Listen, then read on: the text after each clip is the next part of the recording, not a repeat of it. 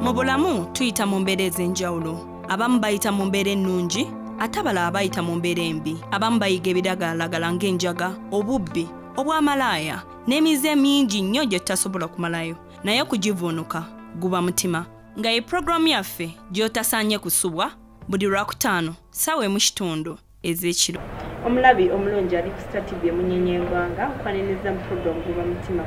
Nange Nalmansi Margaret Bulamba wefumbe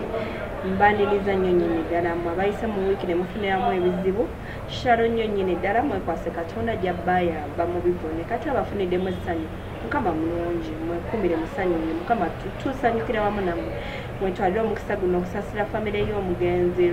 retired Archbishop Nkoyoyo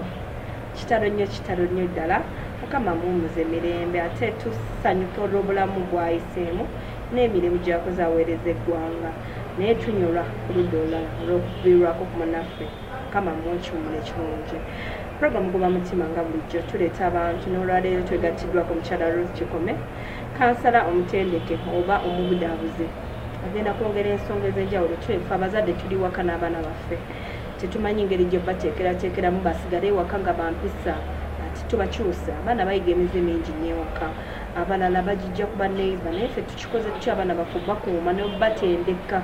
ne babeera abaana b'obuvunaanyizibwa ate tuno era ekyokuba ekyagenda okwogerako mu masomero gye bagenda tubateeseteese tutya ewaka omaze omutendeka nga mwana mulungi omaze omumubudaabuda nga mwana mulungi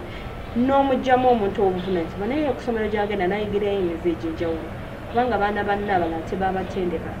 ate n'abasomesa tebamanyi kwogera n'abaana so nga ate wali abantu abasobola okuvaayo bayamba nga bano bakansala tuze naye atubuulire tuwayeemu omuzadde osobola okuteekateeka otya omwana we waka n'atasobola kwonooneka ate nga ne mu ssomero gy'alaze era asigala mu mpisa zezimu n'abaana banne teboonooneka naawe omusomesa omanyi engeri gy'okikwatamu omwana n'asigala ng'avunaanyizibwa z'ensonga zetugenda okwogerako naye mukyala Ruth Kikome olwaleero tusanyuka okutati omulundi omulala tweyanziza nnyo kuba buli we tukubira tukunoonya obeerawo okujja okwogera eri eggwanga weyanjiriza abantu ng'era Magi bw'agambye nze Kikomewo navudde ku Recovery Solutions Treatment and Counseling Center ntwala omukisa guno okwebaza Star TV olw'okunkyazanga buli bukedde buli ssaawa mu bangi bonna era ne mulondayo nze nange anti oli professional counselor kituufu kyoyogerako oba okimanyi bakimanyi mukyala Ruth enyabo kiseera kino abazadde abaana bali waka bandi bateeseteese batya mu kaseera kano ne batoonooneka mu kiseera kino ekyeggandaalo webale nnyo Magi ebintu bingi ebiteekeddwa okukolebwa olw'omulalu ng'otulimu olulabika nga luwanvuko eri abaana baffe ebintu bingi nnyo ebibi ebigenda mu maaso mu ggwanga lyaffe Uganda ate ne mu nsi yonna okutwaliza awamu nga mu bintu ebyo ebibi nja kuteeka essira ku biragalalagala ebyeyongedde ku katale mu nsi yonna mu maduuka we tukuba abaana baffe ebyokulya mu supamaketi gye tugenda ku streets kwe batambulira bawunye kati newala gye bamutunda mu maduuka ono owobuveera oyo naye bamutunda kati bingi nnyo ebikwatagana n'ekyo bye tulina okubuulira abaana baffe kati ng'omuzadde twali tutte obuvunaanyizibwa ng'abazadde kuba nange ndi muzadde naawe omuzadde mu luwula luno oluwanvu twali tutte obuvunaanyizibwa okumanya n'okusingira ddala abaana baffe atambudde alagawa nkubuulidde Magi nti ebiragalalagala bingi nnyo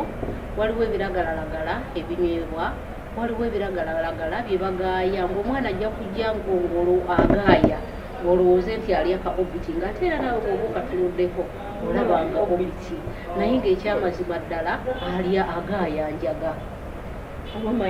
oba mayirungi omanyi kati ensi kuyiiya abantu bayiyiza nnyo ebintu babifudde nnyo okulaba omwana agaaya ka obiti naye ng'ate ali ku njaga gyakola ki gyagaaya omwana najja ng'anywa kajuyisi n'olowooza nti anywa juyisi owa bulijjo ono gwe batabula naye nga ddala si juyisi kyakunywa nga kikola ki kitamiriza lwaki njogedde bwentyo nkugambye nti tulina okwegendereza abaana baffe wa gye balaga omwana bw'akugamba nti ngendako wano tugambe mu kifo ekisanyukibwamu ng'omuzadde twandibakkiriza nga tetunagenda yeeyo gyagenda twandibakkiriza okugenda waliwo abazadde nga gamazi sagala mwana wange kutambula njagala abeerewo waliwo enjawulo wakati w'okutambula naye atambuddewa magi omwana ayinza okuba ng'agenda kutambula ng'agenda mu lukiiko olw'abavubuka mu kuyugirizibwa okw'abavubuka ekyo ng'omuzadde omulungi n'alibadde simugaana waliwo omwana okugamba nti maama ku biiki egindi waliyo pate naye ng'omuntu okwegamba obuvunaanyizibwa twaleero obuvunaanyizibwa okubuuza nti ku biiki wabeerayo ki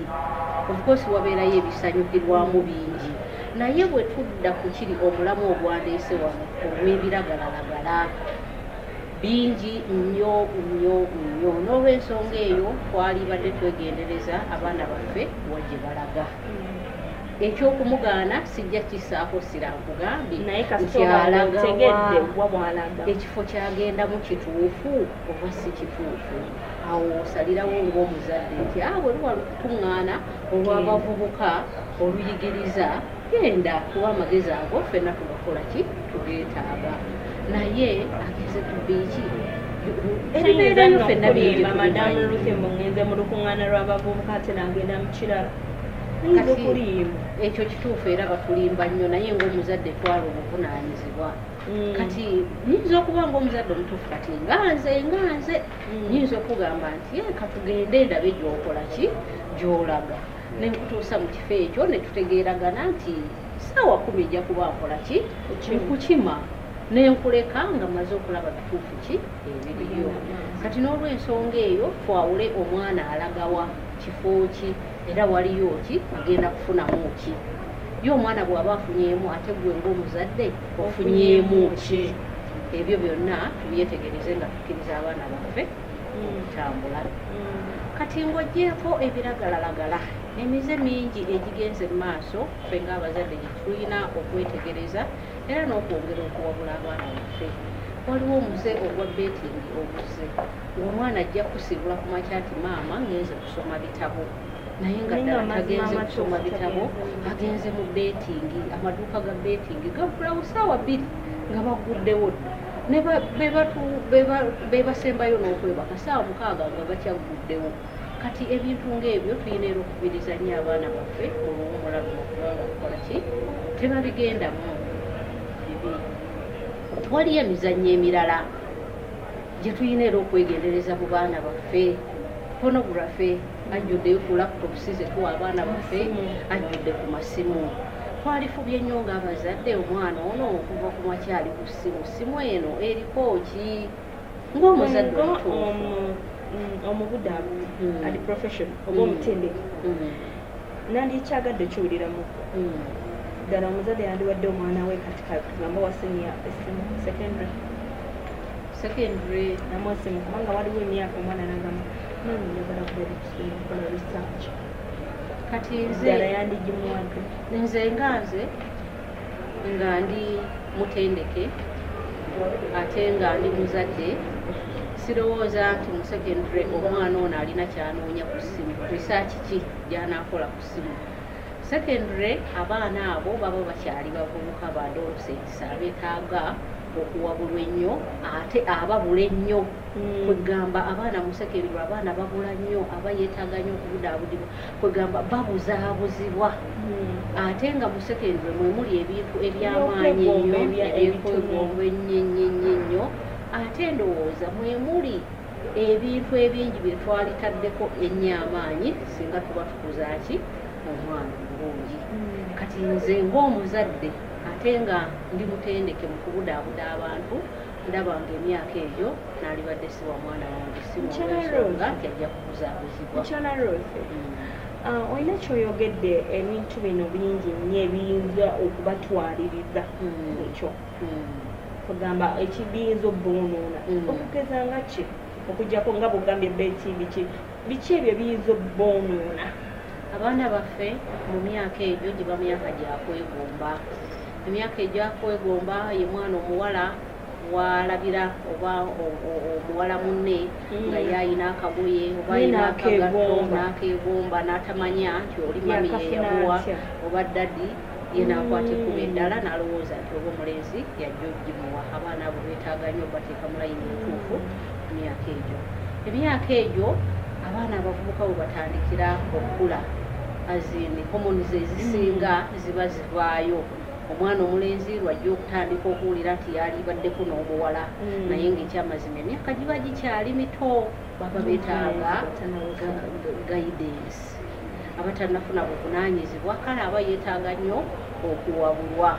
Omwana omuwala era kyekimu amabeere gaba gamera n'ebintu ebirala tuba tuyita mu transformation ez'enjawulo. Kale omwana aba yeetaaga okubudaabudibwa. Era nze ŋŋamba bwe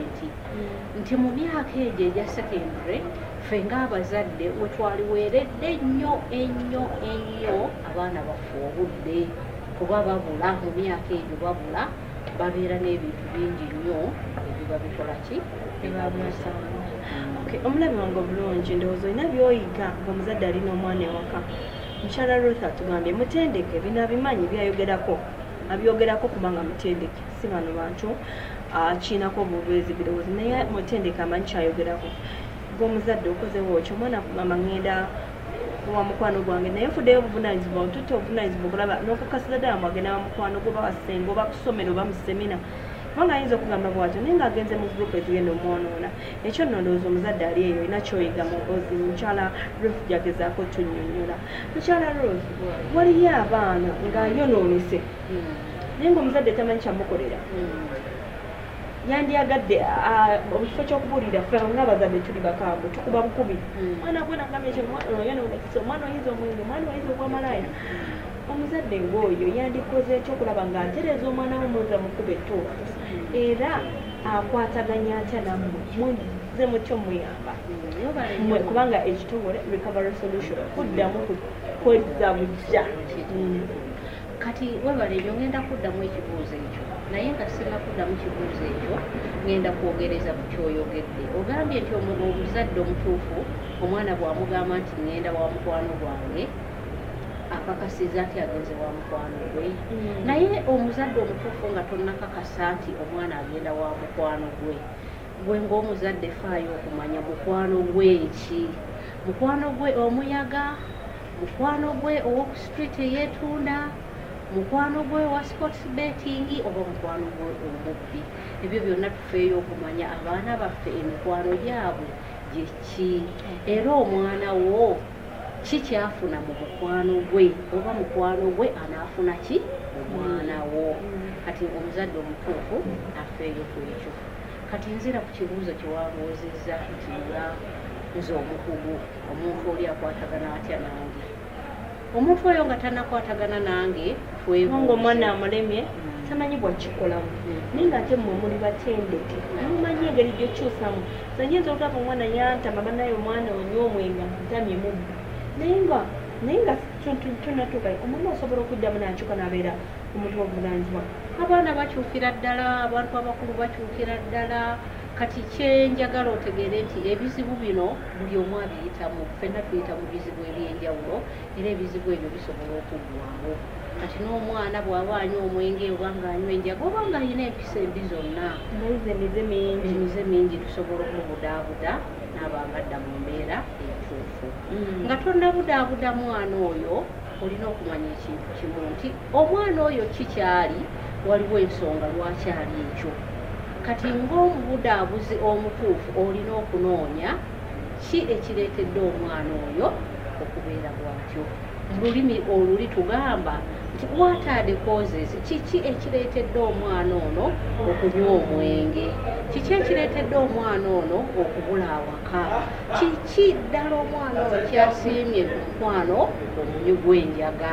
oba kiki omwana ono kyasiimye ku muwala oli eyeetuula. Byonna wabeerawo ki ensonga. Kati ng'omuzadde omutuufu olina okumanya kiki ekireese ekintu ekyo. Bwemama ekwano n'egimugaana n'agaana nkola ntyo mukyusa musitule mukube ku nnyumba yo wuuyo kati nkole ntya kuba gwasobola ngenda kubuuza ekibuuzo kino gwe ng'omuzadde onoomanya otya nti omwana ono mukwano gwe gwe gumuleetedde okukola ekyo tolina bujja kimanya nga enjogerayo gwe omuzadde n'omwana mbi kuba emirundi egisinga ate naawe wakyogedde abaana bano bwe bawaba tuvaayo n'obukambwe obw'amaanyi kati bwe tutuuka mu nsonga y'okulera abaana n'okukuza abaana obukambwe tebukola tuula n'omwana muzadde munnange mubuuze mpola kubanga omwana watuukira okuva mu mikono olweda aba yawaba kitegeeza kusinza ki amaanyi kati obukambwe mu kukuza abaana obukambwe mu kubudaabuda abaana n'omuntu omulala buba tebwetaagisa kati nga tonnabuuza mwana wo kyusa enjogerayo kyetuyita communication line wakati wo ng'omuzadde wakati wo nga maama wakati wo nga kojja wakati wo nga jjajja n'omwana oli oba omuntu oli oba olaba nti yakoze recovery solutions mukyala Ruth ezeetya okugamba mbu nze mu butuufu okituuka wano ngenda bakyosiza abaana ngenda kukola bwe bati recovery solution etwagala ng'erinnya woliwulira kuzza bujja omuntu akulaba ali eri agala kugamba recovery solutions kati ennyambi etya byonna byogedde mbiwulidde nyine osanga nze nabikola byalwana naye nkola ntya era mbasanga era bagenda kumukolera kiddala onfuna kigambo okufuuka omwana wange omukyosa oba omwami wange oba kansubire nagufumba mba yawe byonna tukola ebintu buli kimu kyonna ekibudaabuda ebisinga tubikola kati kantandikiraawo nti tubudaabuda abanywi b'omwenge abanywi b'enjaga tubudaabuda abaana abaagaana okusoma tubudaabuda abantu abasiise mu mbeera enzibu abalina obulwadde bwamukenenya abantu abafiiriddwa omuntu yenna abakadde bwoba olina omukadde nga tukyamusobola amanyi abakadde abo badda buto tubaza mu mbeera ey'obuto naabanga naye awulira ng'akyali muntu recovery solutions ezeetya mubazza mutya kankutemeshere mubazza mutya abakadde kubanga abakadde abo bwe bakola baba n'ebirwadde bingi ate osanga ffe tuba tulina emirimu mingi sijja kusobola mulabirira kyogamba mwe mugenda mundabirira awaka mugenda mutwala mugenda kikola batyo mubozza obutowo tukola ebintu byombi oba omwagala mu ddwaliro ewaffe kuba eyaffe rehabilitation home tumuteekayo naye ate bw'oba omwagadde nga tumulabirira waka era tumuteekayo abakadde abasinga bwe tuba tukula obulwadde obusinga okujja mu bakadde bwe bulwadde obw'entondo olw'okuba aba n'ebirowoozo bingi abamu baba batya okufa kuba aba alaba asemberedde okufa obulwadde obwokubiri abakadde abasinga beerabira kati ffe nga recovery solutions tuvaayo ne tuwa abakadde bano obudde ne twogera nabo ne tuzannya nabo tugamba okubazza mu mbeera eri emanya nti nange nkyali muntu kugamba ne tubeerabiza n'okufa kuba abasinga tulowooza buli lwe tusemberera obukadde buli emyaka lwegikula n'okufa kukola ki kusembera era omuntu omukadde yenna ekyo ekirowoozo tekimubulamu nti abantu abo tubabudaabuda ate tuzza tutya abantu bano abalala ekyamazima kiri nti recovery solutions tuli bakugu ffenna abaliyo tuli bakugu mu kubudaabuda abantu nga bwe nakugambye enjogera yaffe kintu kikulu nnyo mu kubudaabuda omuntu kubanga gwe omuzadde oyinza obutakisobola ng'ogamba nze omwana yannema n'obogola bugobbozi n'ojjayo omuggo n'okuba n'omuggalirako ebweru n'omuma ssente gwe ng'olowooza nti kyekigenda okukola ki okukola naye kati ffe ng'abakugu tuvaayo ne tubuuza omwana ono tuddayo wansi eri okumubuuza nti kale Magureti oyita mu kizibu kino na kino na kiri onywa omwenge naye kiki awo waliwo enjawulo n'okuva eri gwe Magureti watamadde awo onywa omwenge okiraba nti enjogera kintu kikulu nnyo kati ng'ovudde mu njogera yaffe tusomesa abantu bano bibi ki ebiri mu kunywa omwenge bibi ki ate birungi ki ebiriwo nga tunywedde eki era ebintu ebyo byonna tubibasomesa ng'oggyeko n'okubasomesa ebiri ku mwenge omuntu bw'ajja nga ye ekizibu kyebbeeti kubeera baba tuleetera nti nkubuulire maama nze ono omwana yannema akeera mu beetingi kati mwaka mulamba era tumubuuza era akubuulira nti nze madaamu olaba nali nnoonya ssente za mangu era n'omuwabula ati ng'ogyako beetingi osobola n'okukola omulimu guno na buli ne buli era n'ofunamu ki ssente kitali ku muzadde abazadde mukambuwala ne muvuma ne mukuba ne mubaggalira ebweru eyali amuwa ssente n'obanga tomuwa kitegeeza nti omwana oyo ajja kunoonya amakubo amalala gy'anajja ki essanyu oba emirembe kugamba omugimu mazeeko obwa ewaka. Madam Ruth, wayogedde ku ba school dropouts oba bavudde mu masomero nga bejje mu bweti bwe mba nkiyita bweti yejje mu ssomero school dropouts ensi emukubi naye ali awo tamanyi kyakukola tamanyi sisoma sikola ali awo yekyawa njagala kukyusa bulamu bwange nkikola nti kati abantu abo era neetaaga kujjawuwa neetaaga kubeerayo n'obuntu obwo bwongamba mbu ne bw'oba tozze wange kino bw'okitandika ku kikyo osobola okukyusa embeera zo n'oteekyawa n'otandika bujja kikola nti sirina buzibu na muntu yenna kunkubira essimu ne twogera ku ekyo kubanga ekyamazima amatuufu gwe mulimu gwange mpulira nga mwenfunira essanyu okulaba nga nnyambye omuntu oba nga ngabanye ku magezi gange n'omuntu omulala. Abantu tebeekyawa recovery solutions weeri okubazzaamu essuubi bw'oba nga essuubi lyakugwamu teweekyawa recovery solutions weeri tuba tusobola okuzzaamu essuubi. Bw'oba tosobodde kujja ku ofiisi ezisangibwa ezana ku Nyanama Road kuba we wali ofiisi era we wali n'eddwaliro eryo oba amaka gaffe agabudaabuda abantu nkubire ku ssimu oyogereko nange nja kuwa obudde bwonna bw'onooba weetaaga. mu ddakiika emu oba bbiri tunaatera okumbaawo mumanye ebinyuma bigwa byokya Chana Ruth abaana baddayo ku masomero omuzadde tamanyi omaze omuteekateeka ewaka mutendese mwana mulungi naye eyo gyagenda kusomera ate gyagenda okufunirayo ebirala kubanga naye ebyo mu masomero nabyo tulaba ebintu bingi tugulirako emabega awo ku masomero abaana bayigirayo emize bannaabwe baleeta ebyokulya oba ebiragalalagala mu byokulya naye nakomekereza ng'abiyizi kyokka ng'ewaka wamutendeka bulungi nnyo naye ate eno ku ssomero kati ku ssomero eno omuzadde oba omusomesa akikola atya omwana osigale mu kkuba eryo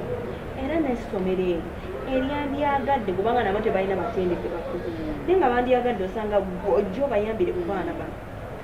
bandikutuukiridde bati kati nja kutandikira awaka buli muzadde yonna nga tonnazaayo baana ku masomero bannange mutuyite twogereko n'abaana bammwe kuba ekyo tubadde nga tujja tukikola kuba tumanyi bingi nnyo mu bye mutamanyi. Abaana tubalaba mu masomero tugendayo ne tubalaba ne boogera naffe tumanyi bingi. Kati mbadde nsaba abazadde mutuyite recovery solutions weeri twogereko n'abaana bamwe twogereko ne famire yonna tujja kwogera obbawabula kuba nsuubira nti ate ffe tulina bingi bye tumanyi. Kati n'ab'amasomero bannange recovery solutions weeri tubadde tujjanga tugenda mu masomero era nga bulijjo bwe tukola ne tuwa health talks ne tuwa sensitization mwongera okutuyita kuba nze ndaba kiyambye nnyo era kijja kwongera okuyamba singa muba mutuyita nga ffe abakugu ne twongera okukola ki okubabuulira. Kati atwagala recovery solutions Chana Ruth ekigambo kye kyekisembayo kyewandiyagadde okulekera abalabi bo n'abatubuliza saawa zino nga bali kijjukira bagamba kino kansala yakyogera okugeza nga kansala omu yetugamba yali abudabuda basiriimu n'agamba kigambo kyensembayo bagamba busiriimu tawona naye gwe wenyini osobola okuwona ekyo kyenyingira mu bwongo osobola okuwona otya ng'okyusa byokola ebiyinza okuleeta siriimu n'omukyala bubaka kyo bugula omuntu oba namusigala mu bwongo nga omukyala ono newagiyita myaka 10 omukyala ayogera ekigambo. Kati nina ekigambo kimu tekimu naye nina sentensi emu egamba bweti nti gwe atanywedde enjaga atanywedde mwenge woowulirira nga kikuzitooweredde okubeera n'omunywi w'enjaga oba n'okubeera n'omunywi w'omwenge naye ate oli agunywa awulira atya buzito ki bwe yeetisse kiddemu we atanywa mwenge oba atanywa njaga woowulirira obuzito okubeera n'omunywi w'omwenge oba omunywi w'enjaga naye ate aginywa era anaanywa n'omwenge awulira atya kitegeeza alina obuzito bungi nnyo. Tuveeyo tuleme kuseka tuveeyo tuleme geya wabula tuveeyo tuyambe abantu bano omuntu bw'omulaba ng'anywedde enjaga ng'oba anywedde omwenge buba bwafuuka bulwadde obwetaaga okujjanjaba ate nga tojja bujjanjabira waka wabula buba bwetaaga okujjanjabira mu ddwaliro. Kale nsaba ffenna tuveeyo twetikka obuzito tusobole okuyamba abantu abo abali mu kizibu ekyo. Kyenza madamu tujja kukomyawo tulina bingi nnyo embeera gye tutambuliramu yeetaaga abantu abakugu okutuyambako kati bingi nnyo byetutoogeddeeko naye nga ddala omuntu yandiyagadde okubiwulira era ssaawa yonna ndowooza n'otutuulira n'etweyanziza ne tweyanzeeke siibula abantu bwe basiibula otumireyo n'ogwolese waka woyakukkiriza okujja. Kati nsookera ddala okwebaza abantu bange bonna oba abalwadde bange n'abo bonna abaali bayiseeko mu mikono gyange kuba kino ekimazeemu ebbanga nga mwayita mu mwaka 2017 nga temunywedde mwenge temunywedde enjaga. Nyongera obbaagaliza omwaka guno nagwo gutambule bulungi guba omwaka ogw'obuwanguzi guba omwaka ogw'obulamu obutaliimu mwenge obutaliimu njaga wabula obulamu obukkola enkulaakulana. Era mwenna mbatumidde mwenna abammanyi abayitako ku Recovery Solutions n'abatayitangako. Ntumira abaana bange gye bali eka Joel Jona Govia Jole Joy mwenna mbaagala nnyo n'omwami wange n'okusingira ddala ntumira sitaafu yonna eya Recovery Solutions Treatment and Counseling Center nti mwebale nnyo mwebalire ddala kuba mwenna mukimanyi nti omulimu gwe tuliko si mwangu naye ate nga mugukoze n'okwagala mwebale nnyo mwebalire ddala. Abatwagadde tuli ku Recovery Solutions esangibwa Zana Nyanama Road ennamba y'essimu eri 078 2 47 44 11 oba 0703 81 32 nsigadde nze kikomebu. Tweyanziza nnyo madamu Ruth kikome akudira mu niyimba taluumya. Bw'omuzadde omwana teyakulema baddayo ku masomero naye tomanyi kyakikola naawe ava amasomero banoonyeeko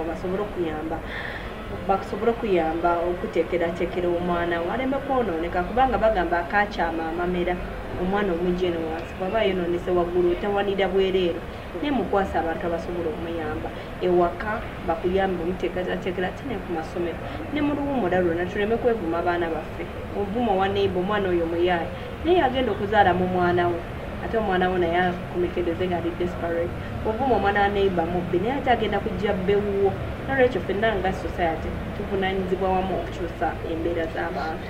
Mukyala Ruth tweyanze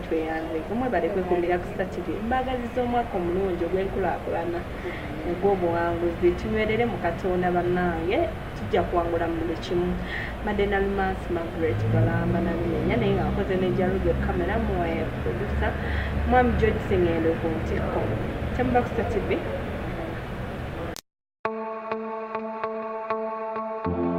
Mu bulamu tuyita mu mbeera ez'enjawulo. Abamu bayita mu mbeera ennungi ate abalala bayita mu mbeera embi. Abamu bayiga ebiragalalagala ng'enjaga, obubbi, obwamalaaya n'emize mingi nnyo gye tutasobola kumalayo naye okugivuunuka guba mutima nga ye puroguramu yaffe gy'otasaanye kusubwa buli lwa